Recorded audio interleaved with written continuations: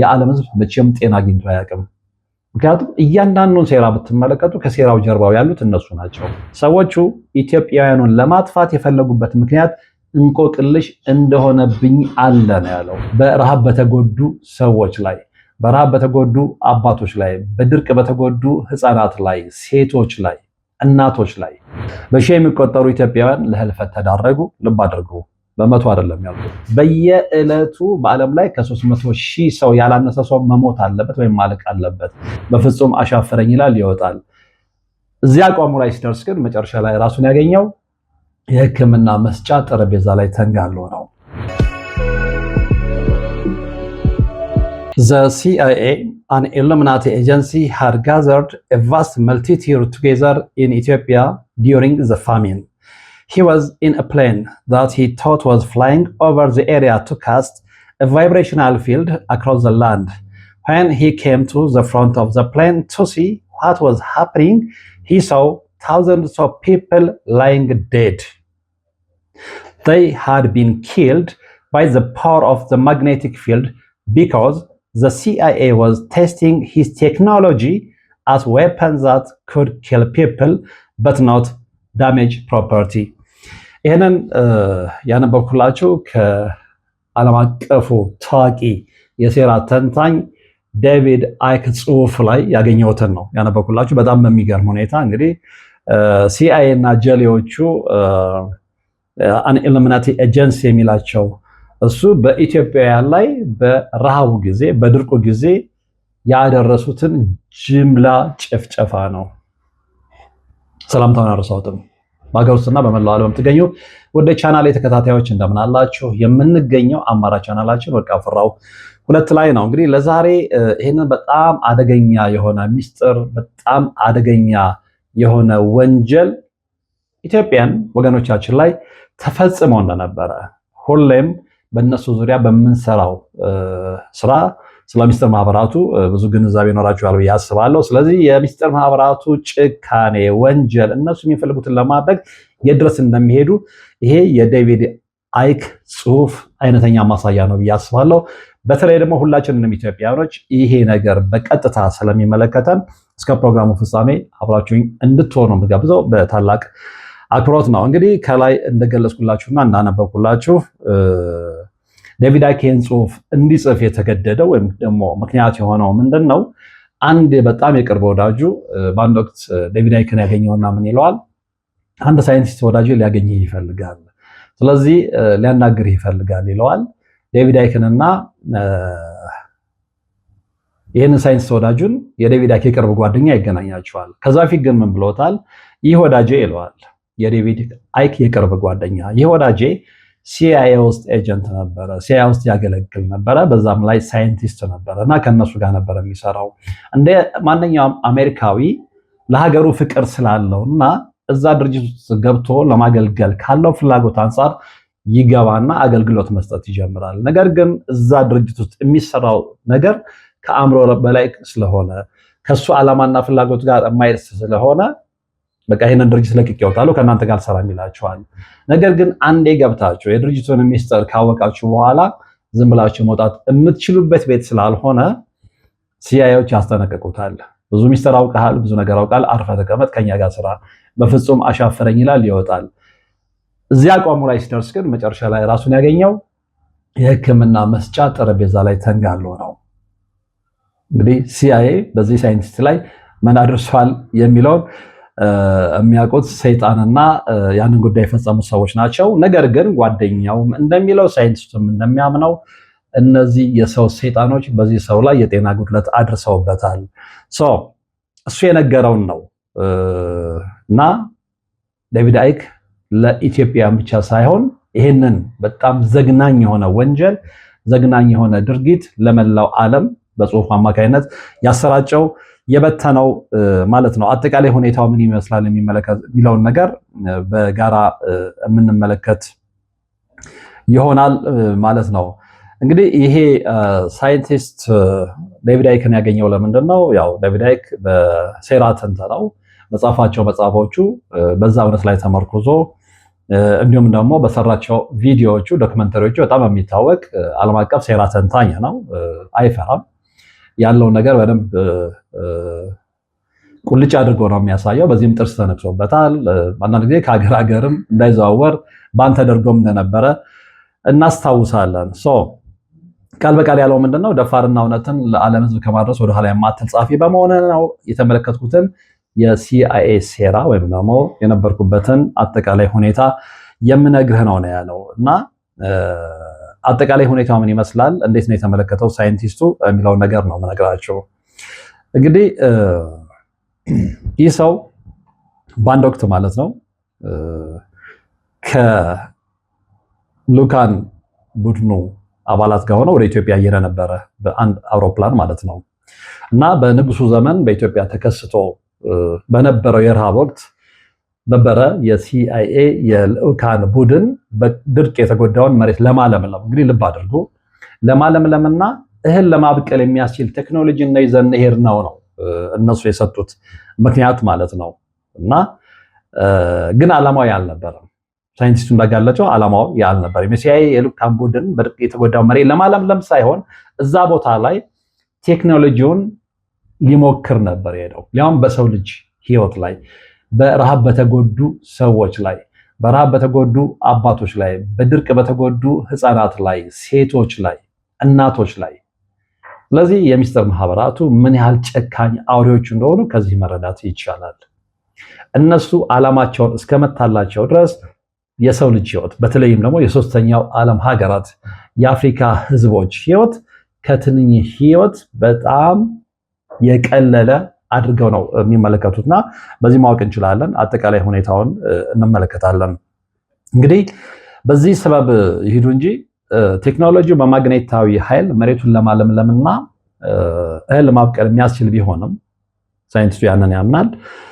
የሲአይኤ ሰዎች ግን ያደረጉት ያንን አይደለም፣ ለበጎ ዓላማ አልተጠቀሙበትም ማለት ነውና ቴክኖሎጂ በማግኔታዊ ኃይል እህል ማብቀል የሚያስችለውን ንጥረ ነገር አውሮፕላን ላይ ሆኖ ወደ ምድር መርጨት ነው። አውሮፕላን ላይ ሆኖና ያንን የደረቀውን መሬት ድርቅ የጎዳውን መሬት በዛ ቴክኖሎጂ አማካይነት ማለምለም ነው። እዛ የለመለመ መሬት ላይ እህል አብቅሎ የተራቡ ሰዎችን መመገብ ነው። ዓላማው ያ ነው። ሰናይ ልብ ያለው ቅን ልብ ያለው ሰው የሚያደርገው ያንን ነው። ሲአይኤዎችና ኤጀንቶቻቸው ስፔሻሊ ደግሞ ቢልድበርግ የሚስጥር ማህበር አባላት ያደረጉት ያንን አይደለም ማለት ነው እና ምንድነው የሆነው? ሰዎቹ እንግዲህ አፈር ወደ ለምነት ቀይረው እንዲያበቅል ከማድረግ ይልቅ ቴክኖሎጂውን በሰው ልጆች ላይ ለመሞከር በመፈለጋቸው ልብ አድርጎ ይሰራል አይሰራም ነው። በሰው ልጅ ላይ ህይወት እንደ አይጥ መሞከር ማለት በሰው ልጅ ህይወት ላይ ቴክኖሎጂን የምርምር ውጤትን እንደ አይጥ ሰውን እንዳይጥ ወስዶ መሞከር፣ እንዳሳማ ወስዶ መሞከር በተለይ ሶስተኛው ዓለም ሀገራት ላይ የሚፈጸመው ግፍ እንግዲህ ምን ያህል ድረስ እንደሆነ የሚያሳይ ነው እና ሰዎቹ አፈር ወደ ለምን ቀይረው እንዲያበቅል ማድረግ ይልቅ ምንድነው ያደረጉት? ቴክኖሎጂን በሰው ልጆች ላይ በመሞከር በመፈልጋቸው በርካታ ንጹሃን ዜጎች ህይወት በከንቱ ነው የተቀጠፈው እና በሺህ የሚቆጠሩ ኢትዮጵያውያን ለህልፈት ተዳረጉ። ልብ አድርጉ፣ በመቶ አይደለም ያልኩት፣ በሺህ የሚቆጠሩ ኢትዮጵያውያን ለህልፈት ተዳረጉ። ቴክኖሎጂውን ተግባራዊ ለማድረግ ወደ ኢትዮጵያ በማምራት ላይ በነበረችው አውሮፕላን ውስጥ ስለነበርኩ ይላል ይህ ሳይንቲስት በጓደኛው አማካኝነት ከዴቪድ ያክ ጋር የተገናኘውና የሆነውን ነገር የሚናገረው ምስክር የነበረው ሰው ማለት ነው። እየሆነ ያለውን ነገር ለመመልከት ወደፊት ለፊት ጠጋ አልኩ፣ ከፕሌኑ በደንብ ወደሚታየው ቦታ ላይ ማለት ነው። የተመለከትኩት አፈርን ለም አድርጎ እህል የሚያበቅል ቴክኖሎጂን ሳይሆን የሺዎችን ህይወት ልብ አድርጎ አፈርን ለም አድርጎ እህል የሚያበቅል ቴክኖሎጂን ሳይሆን የሺዎችን ህይወት የበላ ቴክኖሎጂን ነው። ሰዎቹ ኢትዮጵያውያኑን ለማጥፋት የፈለጉበት ምክንያት እንቆቅልሽ እንደሆነብኝ አለ ነው ያለው። ስለዚህ ሰዎቹ ኢትዮጵያውያን ላይ ብቻ አይደለም በርካታ አፍሪካ ሀገራት ድሃ ዜጎች ላይ የፈለጉትን ነገር በክትባት መልክ በምርምር መልክ ብዙ ነገሮችን ያደርጋሉ። ይሄ ግልጽ ነው፣ ዓለም ላይ ሲፈጸም የነበረ ነውና የድርጊቱ ተዋናዮች እነማን ናቸው ሲል ጠይቆት ነበረ ዴቪድ አይክ። ያው ከላይ ገለጽኩላችሁ ናቸው፣ ሲአይኤ እና ጀሌዎቹ ቢልድበርግ ኢሉሚናቲ አባላት ማለት ነውና ዋናዎቹ ግን እንደ ሳይንቲስቱ ምስክርነት ከሆነ ድርጅቱን የሚያሽከረክሩት እንግዲህ በነገራችን ላይ ሲአይኤን ብዙ ድርጅቶችን ከኋላ ሆነው የሚያሽከረክሩት የሚስጥር ማህበራት ናቸው። ስፔሻሊ ቢልደርበርግ አሁን ያለው ዘመናዊ የሚስጥር ማህበር ነው። ዓለምን እንደፈለገው ራ ነው የሚያደርገው። ዋጋ የሚተምነው የነዳጅ ዋጋ ከፍ ይበል ዝቅ ይበል፣ የዓለም ኢኮኖሚ ከፍ ይበል ዝቅ ይበል፣ የዓለም ኢኮኖሚ እንኮታኮት፣ እንዲህ ብዙ ነገሮችን ሰው ሀገር ውስጥ ሁሉ ጣልቃ ገብተው የሚወስኑት እነዚህ ናቸው። እና ይሄ ፊት የምትመለከቱት ሀገራት ምናምን የምትሏቸው የእነሱን ትእዛዝ የሚያስፈጽሙ ፐፔቶች ናቸው። እና ያንን ያጋለጠው ሳይንቲስቱ። ስለዚህ ቅድም ባነበብኩላችሁ መሰረት የሆነው ነገር ነው ኢትዮጵያ ላይ የሆነው ማለት ነው። እና ምን ያህል ስለዚህ የሚስጥር ማህበር ታውቃላችሁ? ኢትዮጵያውያንን በጅምላ የጨፈጨፈውን የቢልደርበርግ ሴራ ምን ያህሎቻችሁ ናችሁ የምታውቁት? ቢልደርበርግ ማን ነው? በነገራችን ላይ ቢልደርበርግ እንደ አውሮፓን አቆጣጠር በ1954 ዓ.ም የተቋቋመ የሚስጥር ማህበር ነው። የተቋቋመው ለምንድን ነው? የመጀመሪያ ስብሰባውን ያደረገው የት ነው? ቢልደርበርግ ሆቴል ውስጥ ነው። ያ ሆቴል የሚገኘው ኔዘርላንድ ሆላንድ ውስጥ ነው። ስለዚህ የዓለም ሀያላን ሀገራት ከፋይናንስ፣ ከሚዲያ፣ ከእምነት ተቋማት፣ ከነ WHO፣ ከነ IMF ከብዙ ቦታዎች ላይ የተውጣጡ ይሄ ኤሊትስ የምንላቸው ሰዎች ሁሉ እነሱ ተሰብስበው ያካሄዱ ስብሰባ ነው። የመጀመሪያ ስብሰባቸውን እንደነገርኳችሁ ያደረጉት ኔዘርላንድ ሆላንድ ውስጥ ነው፣ ቢልደርበርግ የተባለ ሆቴል ውስጥ ማለት ነው። ለዚህም ነው ይሄ ሆቴል የመጀመሪያ ስብሰባውን ባደረገበት ሆቴል ስም የተሰየመው 1954 ላይ ማለት ነው። ከዛ በኋላ ግን እንዲህ በየዓመቱ ሀገራት በገዛ ፈቃዳቸው የሚቀጥለውን ስብሰባ እኛ እናስተናግዳለን፣ የሚቀጥለውን ስብሰባ እኛ እንወስዳለን እያሉ የተለያዩ ሀገራት ውስጥ ጣሊያን፣ ፈረንሳይ፣ ዴንማርክ፣ ግሪክ በተለያዩ ሀገራት ውስጥ የቢልደርበርግ ስብሰባ እየተካሄደ ቆይቷል። አሁንም እየተካሄደ ነው። በየዓመቱ የሚደረገው ግን ትልልቅ ቅንጡ ሆቴሎች ውስጥ ነው። ምክንያቱም የእነዚህ አውሬዎች ምቾት እንዳይጓደል በማለት ነው። እና ቢልደርበርግ ከዛ የመጣ ነው ልላችሁ ፈልጌ ነው። አባላቱ እነማን ናቸው? ትልልቅ የሀገራት መሪዎች አሉ፣ የሀገር መሪዎች አሉ፣ ጠቅላይ ሚኒስትሮች አሉ፣ የሚዲያ ሰዎች አሉ። ይሄ ጃይንት የሆኑት ማለት የእምነት ተቋማት መሪዎች አሉ። ስለዚህ ሁሉንም ስለዚህ የእነዚህ ሰዎች ትልቁ ዓላማ ዓለምን በአንድ መጠቅለልና በአንድ ዓለም አስተዳደር ማስቀመጥ፣ ሁሌም እንደምናለው በኒው ወርልድ ኦርደር ስር ማስተዳደር ነው። ይሳካላችኋል ወይ እየተመለከተን ነው። እንግዲህ አሁን ዓለም ላይ የሆነ ያለውን ነገር እየተመለከተን ነው። ፋይናል ሪዛልቱ ግን አያምርም። ለጊዜው የተሳካ ቢመስልም ለጊዜው ዓለምን እነሱ በሚፈልጉበት መንገድ እየመሩ ቢሆንም ፋይናል ታይም ላይ ግን ጊዜው የትክክለኛው ክርስቶስ ስለሚሆን ያ ነገር ሁሉ የዓለማቸው የቆሻሻ ስራቸው ሁሉ ይፈርሳል። መጨረሻ ላይ እግዚአብሔር ይነግሳል፣ ኢየሱስ ክርስቶስ ይነግሳል። እሱ ምንም የምንጠራጠረው ነገር የለም።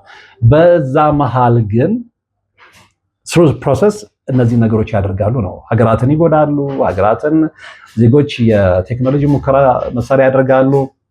እንግዲህ ብዙ ጊዜ ላቦራቶሪ ውስጥ የሚፈጠሩ በሽታዎች በተለያየ ጊዜ የተለያዩ ሚዲያዎች፣ ዓለም አቀፍ ሚዲያዎችም የሀገር ውስጥ ሚዲያዎችም ሲዘግቡ ሰምታችሁ ሊሆን ይችላል። እና ደሌበትሊ የሰው ልጆችን ቁጥር ለመቀነስ ደጋግመን ተነጋግረናል። አንደኛው ዓላማቸው የዓለምን ሕዝብ ቁጥር አሁን ካለው በጣም ቀንሰው ወደ 500 ሚሊዮን ማምጣት ስለሆነ በዛ ደረጃ ጭካኔያቸውን የፈጸሙ ሰዎች በነገርኳችሁ አይነት ሁኔታ የደሃ ሀገራት ዜጎች ላይ ቴክኖሎጂያቸውን አይሞክሩም ተብሎ አይታሰብም። ምክንያቱም የእነሱ ጭካኔ ከዛም በላይ ስለሚመጣ፣ ምክንያቱም እነሱ በሽል ሙከራ የሚያደርጉ ናቸው። ሴት ልጅ አስወርደው በወረደው ሽል አማካኝነት የተለያዩ መድኃኒቶችን የሚሰሩ ሰዎች ናቸው። ስለዚህ ድርጊታቸው ከተጣሉት መላእክት ዘሮቻቸው የወረሱት ስለሆነ ይሄ ድርጊታቸው መቀጠሉ አይቀርም። እግዚአብሔር ፋይናል ኤንድ ታይምስ ውጤት ላይ የሚያስተካክለውን እስከሚያስተካክል ማለት ነው። ምን ያህሎቻችሁ ግን እንዲህ አይነት ግፍ ሊያውም ደግሞ በድርቁ ዘመን በኢሉሚናቲ ኤጀንሲዎች ኢትዮጵያ ውስጥ እንደዚህ አይነት ግፍ እንደተፈጸመ ታውቃላችሁ? ለዚህም ነው መመርመር ያስፈልገናል፣ ብዙ ነገሮችን ማየት ያስፈልገናል፣ ብዙ ነገሮችን ማወቅ ያስፈልጋል የምንለው ለዚህ ነው። ስለ ሚስጥር ማህበራት ብዙ ማወቅ አለብን። ምክንያቱም እነዚህ ሰዎች እስካሉ ድረስ የሚስጥር ማህበራት እስካሉ ድረስ ኒው ወርልድ ኦርደር የሚለው የአዲስ ዓለም ስርዓት ተግባራዊ መሆን አለበት የሚለው አጀንዳቸው እስካለ ድረስ የዓለም ሕዝብ መቼም ጤና አግኝቶ አያውቅም። ምክንያቱም እያንዳንዱን ሴራ ብትመለከቱ ከሴራው ጀርባው ያሉት እነሱ ናቸው። እያንዳንዱን ተንኮል ብትመለከቱ ከተንኮሉ ጀርባ ያሉት እነሱ ናቸው። ዓለም ጤና እንድታገኝ አይፈልጉም። ዓለም ጤና ካገኘች የሰው ልጅ ይሰራል፣ ይሻሻላል፣ ይመራመራል፣ ውጤት ላይ ይደርሳል። ስለዚህ የነሱ ህልውና ቦታ ያጣል። ስለዚህ የነሱ ህልውና ሁሌም እንዲቀጥል ብለድ ላይን ስለሆኑ በደም ሐረግ ዓለምን መምራት ስለሚመሩ ስለሚፈልጉ ወይም ደግሞ ይሄ ከተጣለው መልአክ ዝርያቸው ውጪ ሌላው እግዚአብሔር ፍጡር የሆነ እና እግዚአብሔርን የሚያመልክ ሰው ዓለምን እንዲመራ ዓለምን እንዲያስተዳድር ስለማይፈልጉ ሁሌም ከጤነኛው ሰው ጋር ጦርነት ውስጥ ናቸው።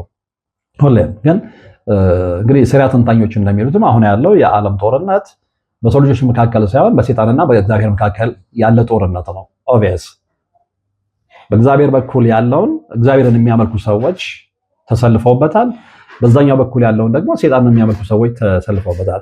ስለዚህ ከተጣለው መልአክ የመጡት ኦፍስፕሪንግ ወይም ደግሞ ልጆች እነዚህ ናቸው። ቴክኖሎጂን ሰው ላይ የሚሞክሩ፣ ላቦራቶሪ ውስጥ በሽታን የሚፈጥሩ፣ የሰው ልጆች ደስ ብሏቸው እንዲኖሩ የማይፈልጉ እናም ቃል በቃል እኮ ነግረውናል። ከዚህ በፊት አንድ መርሃ ግብር ስሰራ ምናልባት የምታስታውስ ከሆነ ሄንሪ ኪሲንጀርን ጨምሮ አንድ የምክር ቤት አባል በየዕለቱ በዓለም ላይ ከ300,000 ሰው ያላነሰ ሰው መሞት አለበት ወይም ማለቅ አለበት። ምክንያቱም የማይሆን ከሆነ የዓለምን ስነ ምህዳር ማስተካከል አንችልም። ስለዚህ ሪሶርስ ያጥረናል። የሰው ልጆች ነቀርሳዊ ስለሆኑ ካንሰሮች ስለሆኑ ዝም ብለው ዓለም ላይ ያለውን ሪሶርስ የሚሻሙ ስለሆነ ማለቅ አለባቸው ነው። ስለዚህ ለነሱ እነዚህ ነቀርሳ የተባሉት ሰዎች ተራው የዓለም ሕዝብ ምንም ማለት አይደለም። ለነሱ ሰው ማለት በነሱ የደም ሐረግ በነሱ ብለድ ላይን ውስጥ ያለው ብቻ የተመረጠው ብቻ። ልክ ሂትለር አርያኖችን መርጦ ምርጡ የዓለም ሕዝብ ወይም ደግሞ ምርጡ ዘር አርያን ነው እንዳለው ማለት ነው። እና ይሄ ሴራ ሊገባን ይገባል። ሰዎች ይሄንን ሴራ ሲገባ ነው ራሳችንን ለማዳን ቤተሰቦቻችንን ለመከላከል መንገድ የምንጀምረው። ሴራው ካልገባንና ደንዝዘን ከተቀመጥንላቸው ግን ከዚህ በላይ ግፍ የማይፈጽሙበት ምክንያት የለም። ይህንን በነገራችን ላይ ዴቪድ ያክ አጋጣሚውን አግኝቶ ስላጋለጠው ነው እንጂ ያልተጋለጡ ስንት ሴራዎች ኢትዮጵያ ላይ ተፈጽመው ሊሆን ይችላል። በነ ፓኤዝ ጊዜ በእምነት ስም እነ ጀምስ እነ ንግስት ኤልሳቤጥ የላቋቸው በአሳሽነት ስም ምን ያህል ኢትዮጵያኖችን ቅርስ ነው የዘረፉት። ስለዚህ ይሄ ይፋ ስለወጣና ስለተነገረን መዝገብ ላይ ስለሰፈረ ስለተደረሰበት ሴራው እንጂ ያልተደረሰበት ሴራ ያልተገለጠ ሴራ ንብረትና ቅርስ ከመዝረፍ ጀምሮ የኢትዮጵያንን ሕይወት በእንደዚህ አይነት ሁኔታ በዘግናኝ ሁኔታ እስከ መጨፍጨፍ የሚያደርሱ ሌሎች ወንጀሎች ተፈጽመው እንደሆነ በምን እናውቃለን። እና ልንመረምር ብዙ ነገሮችን ልንቆፍር ከመጽሐፍ ቅዱስ ላይ ያሉ እውነቶችን ዓለም ላይ ከተጻፉ እውነቶች ጋር እያመሳክርን ወደ እውነታው መንገድ መጓዝ ያለብን እኛው ራሳችንን ብዬ አስባለሁ። አሁን የምንደነዝዝበት ታይም አይደለም። አሁን በውካታ በጨዋታ ይሄ በሳቅ በፌሽታ የምናሳልፍበት ጊዜ አይደለም፣ የመንቂያ ጊዜ ነው። ስለዚህ ከመቼውም ጊዜ በላይ ልንነቃ ይገባል የሚለውን መልእክት ማስተላለፍ እፈልጋለሁ። በቀጣይ እንግዲህ ሌላ መርሃ ግብር ይዤ ነው የምቀርበው። እንደ ሁልጊዜውም አብራችሁኝ ስለነበራችሁ ወደፊትም አብራችሁኝ ስለምትሆኑ ከልብ አመሰግናለሁ። በቀጣይ በሌላ መርሃ ግብር እስከምንገናኝ ሰላም።